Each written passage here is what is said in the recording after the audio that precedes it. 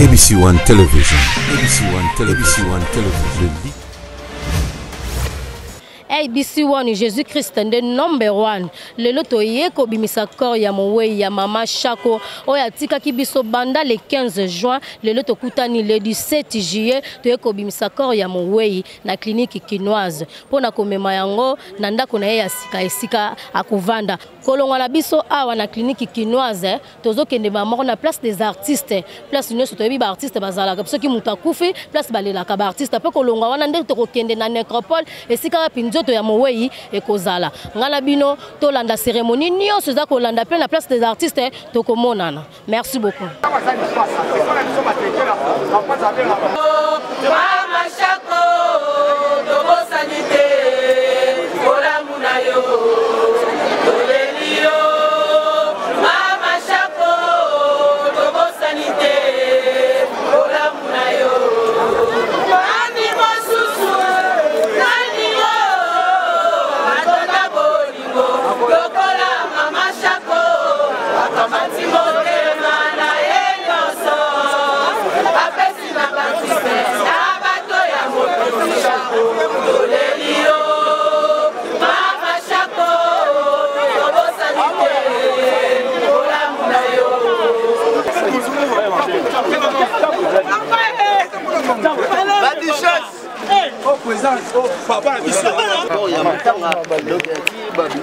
Domia kawa là ça micro. Bon, on a fait ça une minute.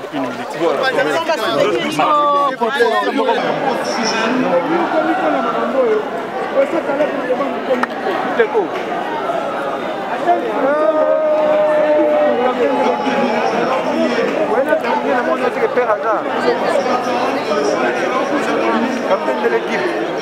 Il est so fort à mon moment.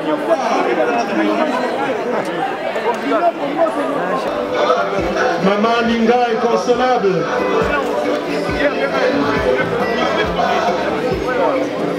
Apo Likoi, Apo Firenze qui est venu de Belgique pour pleurer sa mère.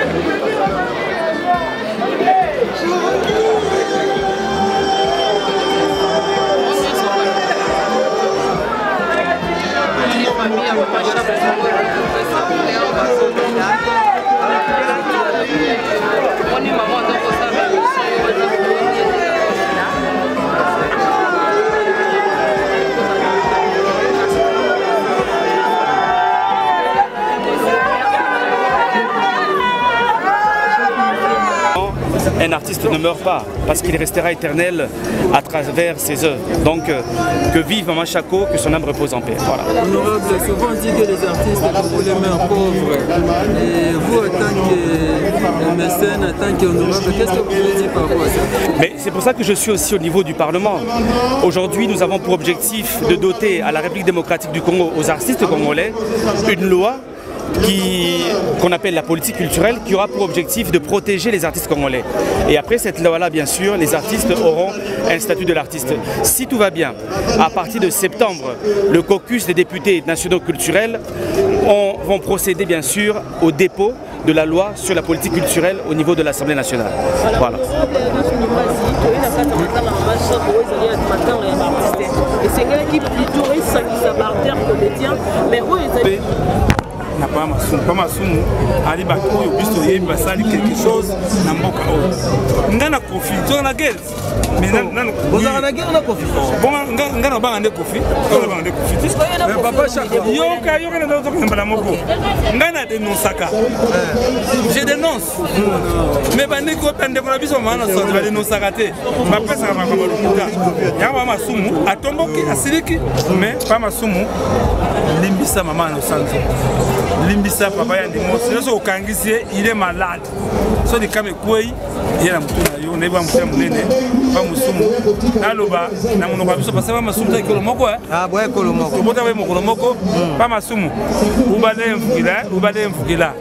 mfukila kaka merci beaucoup très bien ati en danger eyaka te soki babengi ye te soki famille ya mama Chako so abengaka nga te nanga nazala nga te famille ya mama Chako mutu ebenga ngai ntango babengi ngai na aide bango ndenge nasala badémarche baza libre kolo matanga ezali famille an PTC eza baninga na ya mosala moto aza likolo na bango ezali famille mais lelo na remercier gouverneur la ville de Kinshasa papa Jatini Ngobila abengaki biso papa Masumu papa Elombe papa Bodo na famille tozalaki na hôtel de ville yango moni que tout ça ensemble il n'y a pas de problème bolongola la polémique en tout cas eloko asebi na moni mama pembelaki tout ça ensemble alors biso tokoki koretenir soki yo oyaki participer na matanga plus ya kokota makambo parce que famille intéressée soki famille ebengi toyaka te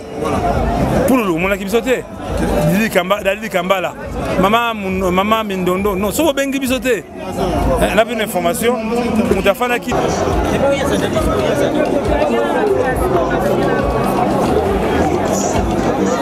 association. Mais nous avons une plateforme, c'est la PACOSCO qui a une plateforme des artistes et comédiens cinéastes congolais que nous avons créé tous. Donc il n'y a pas la polémique, juste quand il y a un problème, il y a pour reconnaître peu Baninga. Donc il faut reconnaître en tant que Baninga, droit de naissance, toujours respecter, mais juste Bango peut bailler Bakakake, et toujours sous la dictature, toujours sous la table, un père qui a voté vert. Merci. Voilà, là c'était l'union sacrée des artistes. Là c'est Lissindi, Ngouya, Mwangazo Théâtre, et Mama Chako Bandaki, Mwangazo.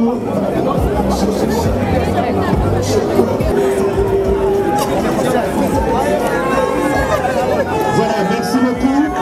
Et ça sera tout. Ça sera tout pour les dépôts des gerbes de fleurs. Alors maintenant, nous allons clôturer. Alors dans Sengi Kimia Nabino, dans Sengi Limemia,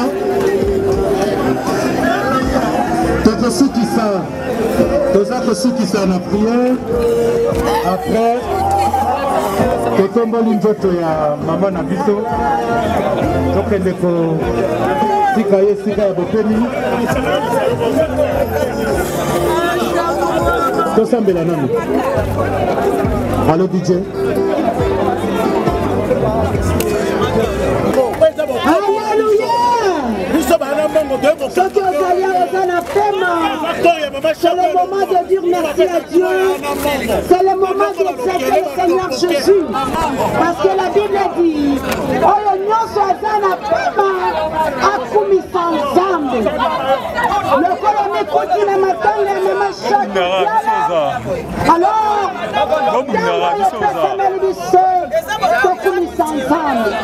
peut-être on est qui maman Azalaki Kaka, maman mais elle était devenue une servante de Dieu. Maman Chako, akomaki mosali na Nzambe, akomaki mosali na Nzambe na makolo ya mosali na Nzambe.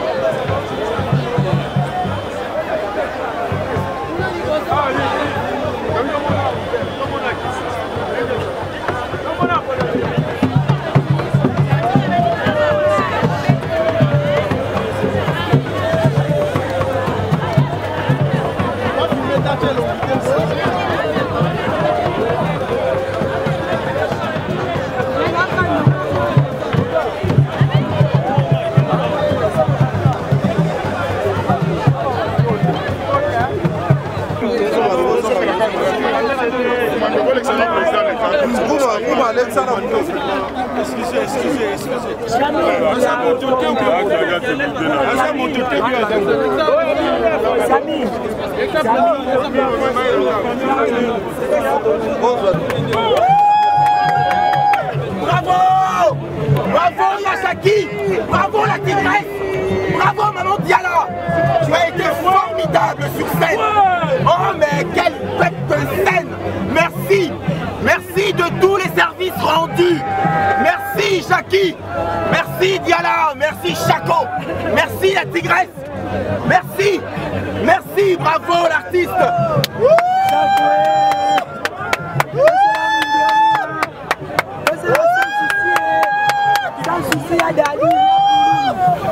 Un modèle, un exemple, une maman, une maîtresse. Ouais, merci. Merci. Merci Yachaki. Merci la tigresse. Tu as été formidable sur scène. Merci. Merci de tous les services rendus. Merci.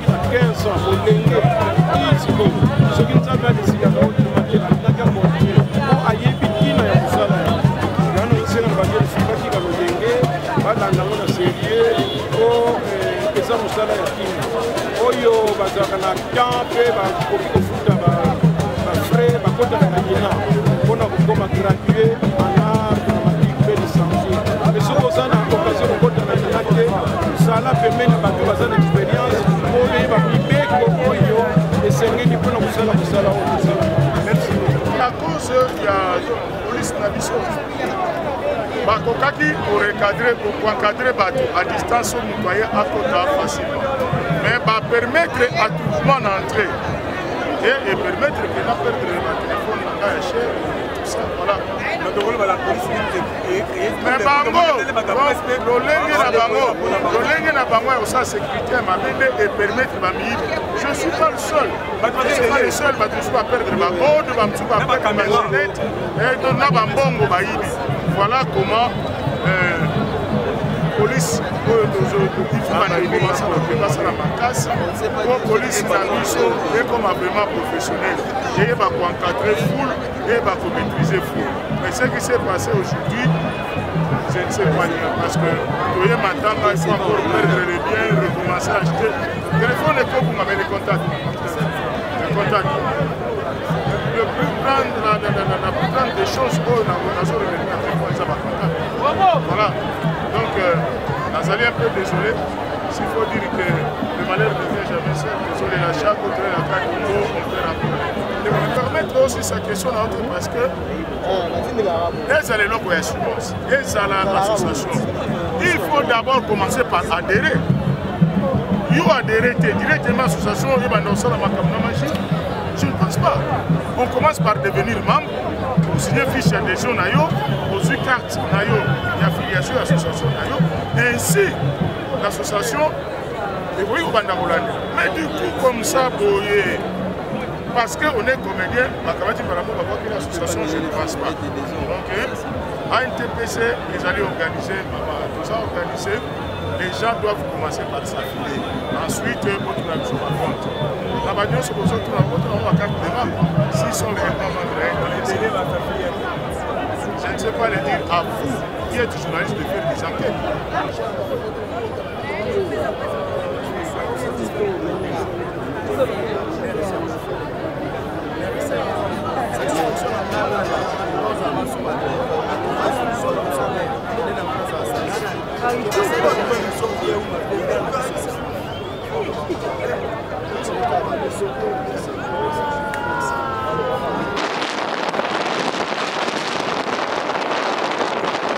Liboso, toza déjà na nécropole, hein? On est la nécropole, place de kotika nzoto ya mama Shako, place de kotika nzoto ya Mowei na ebisi bino bandeko sali pasi mingi, famille baleli, ba artiste baleli, ba comédien baleli na ebisi bino, to kotika nzoto ya mama na ndako na ya sika toza la connecter à suivre, tozo mona na lisusu à suivre.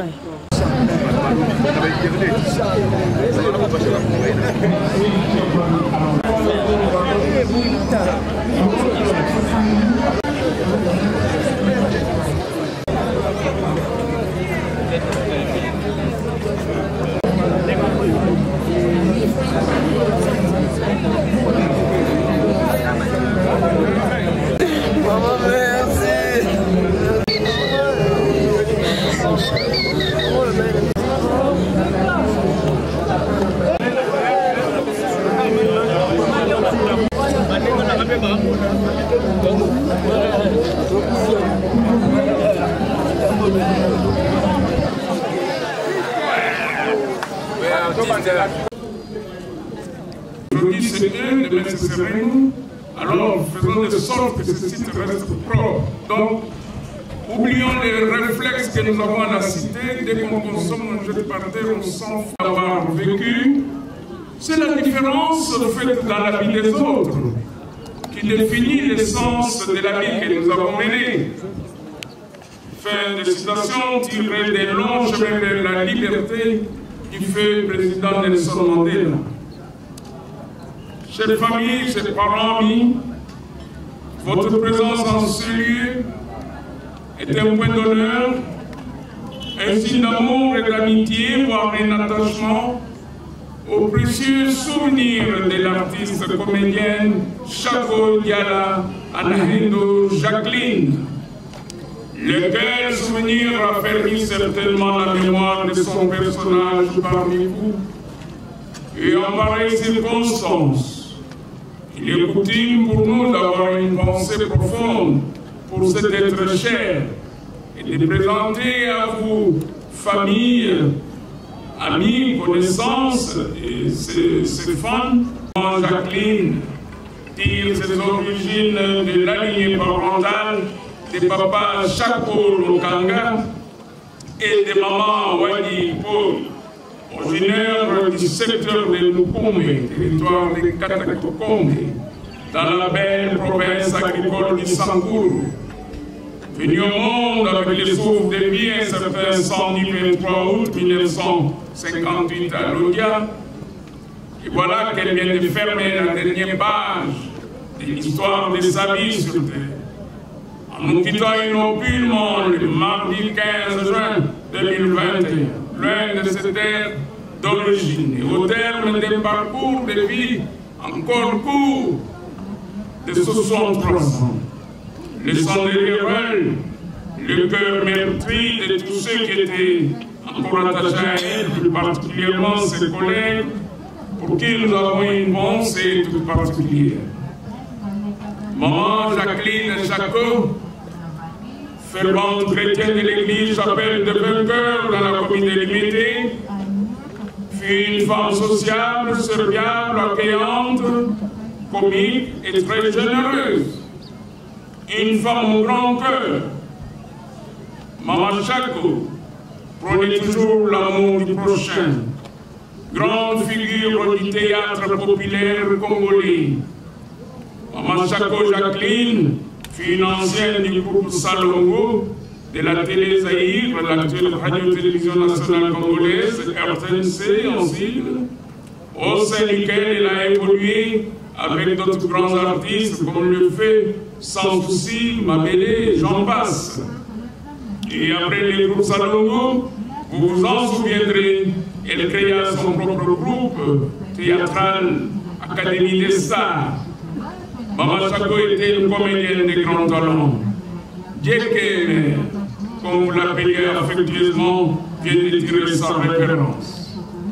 Et ce maître Cicéron qui écrivait que les hommes et les femmes ayant des talents artistiques sont à célébrer. Ici, nous pensons certainement au dynamisme, à la solidité et à la rigueur dans le travail pour trouver chez Maman Jacqueline. Et toujours, les flots de souvenirs du temps passé s'est inondé de tristesse et de compassion.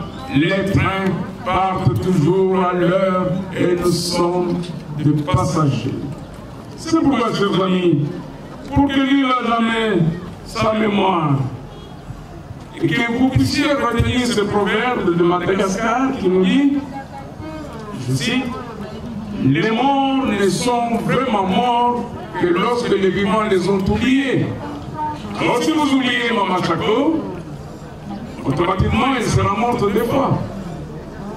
Alors vous n'irez pas au numéro 54 de l'avenue d'Isla, de quartier Matongi, dans la commune de Kalamou, ni même après quelconque culte de l'église de Vainqueur, des chapelles de Vainqueur plutôt, où elle était célèbrement chrétienne, ni sur une production scénique, moins encore après une séance de répétition du groupe Académie des Stars.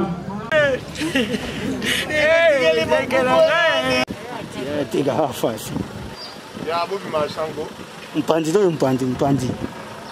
Tege mpandi.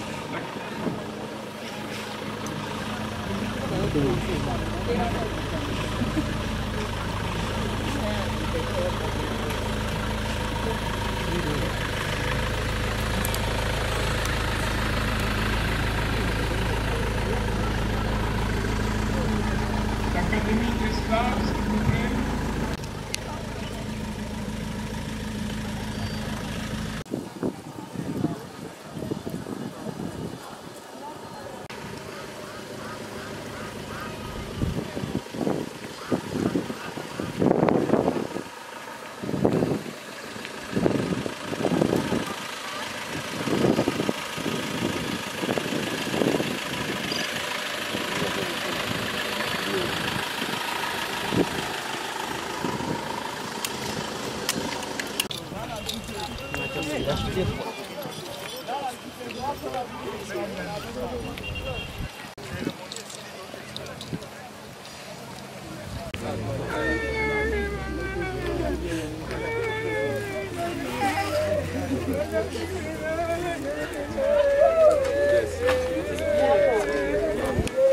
Maman, c'est plus ta mère yango toka bwana lelo maman.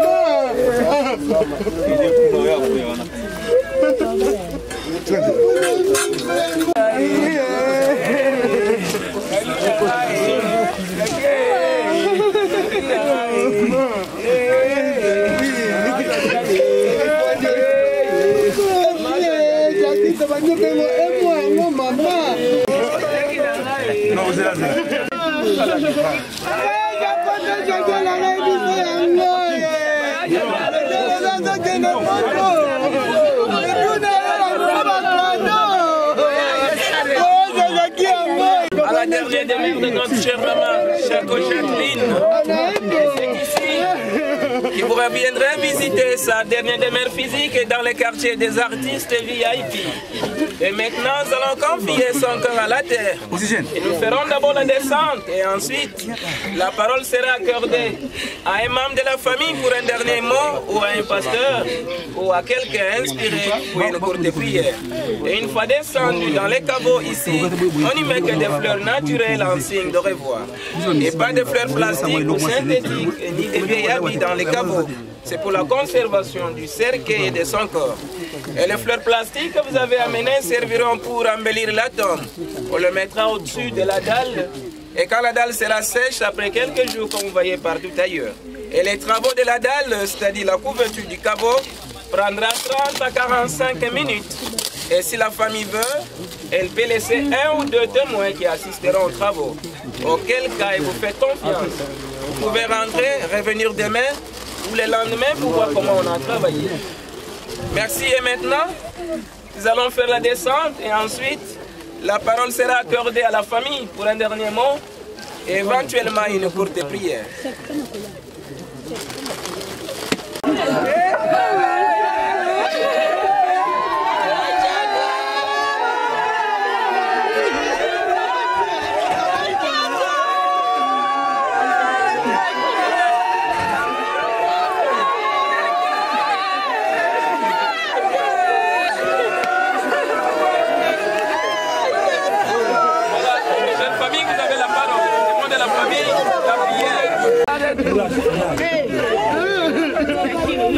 Adieu ma soeur et à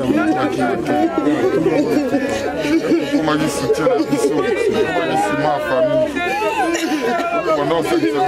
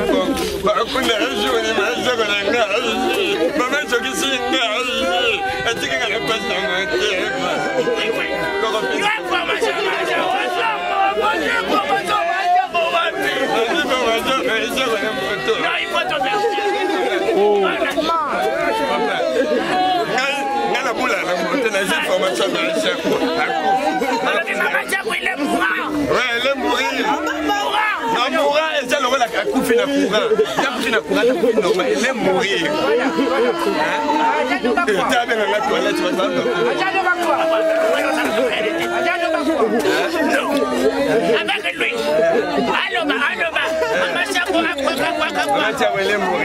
Partir, partir. Comment ça? Moi, j'ai étranger. Moi, j'ai étranger. Yo, il y a un échangeur. Moi, j'ai étranger. Ah, bien, attends, mon frère. Non, il y a un échangeur. J'ai étranger, mais à courage de moi, comment congolais. Mon anglais. Comment ça?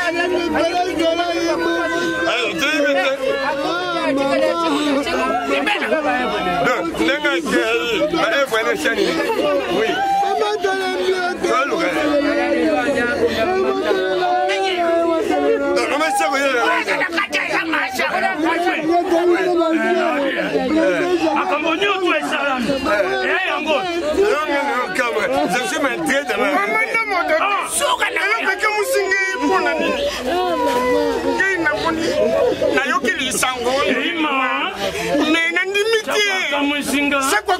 regardez,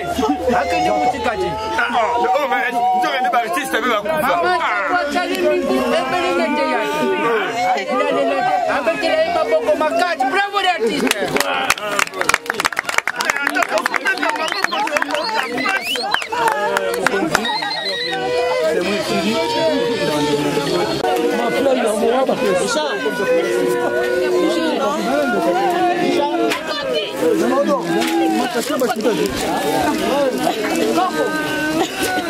Une fois jeté, vous cédez la place.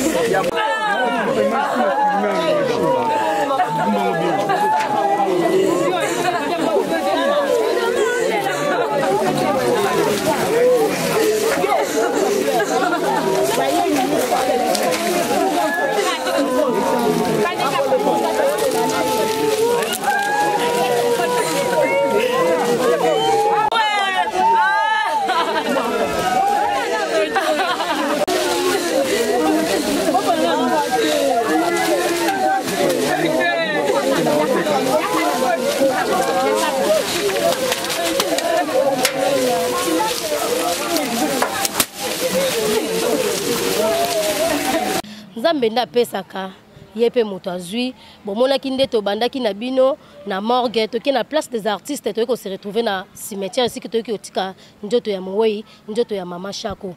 Merci beaucoup na mama Chantal, merci beaucoup na papa Osé, merci beaucoup na équipe technique nyonso, papa Dimi assistaki, Fali Matoko, Dano, merci beaucoup tokomi kozonga, merci beaucoup pe na ba artiste nyonso o ba participaki ba ki kolela mama Shako ba pesa mbote ya suka. Merci beaucoup na ABC1 nzambe nde liboso ka tolobaka. Merci beaucoup tombona na mikolo ezali koya. Merci.